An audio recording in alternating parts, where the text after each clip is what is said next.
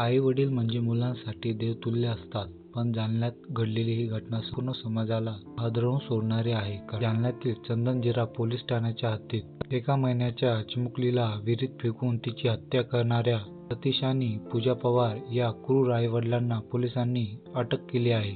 12 April रोजी ही दुर्दैवी घटना उघडीस आली. एका महिन्याच्या मुलीचं मृत शरीर विहिरीत सापडलं आणि पोलिसांनी तात्काळ चौकशी सुरू केली. 4 पथक तयार करण्यात आली. अंगणवाडी सेविकाची मदत घेऊन 3 महिन्याच्या बालिकेच्या जन्माच्या नोंदी तपासण्यात आल्या.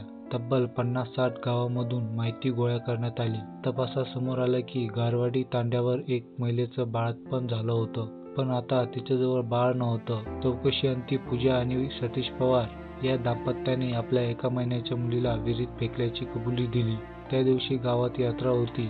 गर्दीचा फायदा घेत सतीश आपल्या मुलीला विहिरीत फेकून दिलं. या जोडप्याला आधी 4 मुली होत्या. पोलीस तपासात याआधीही एका 8 महिन्याच्या मुलीची हत्या केल्याची धक्कादायक माहिती समोर आली आहे. उरलेल्या 2 मुलींबाबत अजूनही तपास सुरू आहे.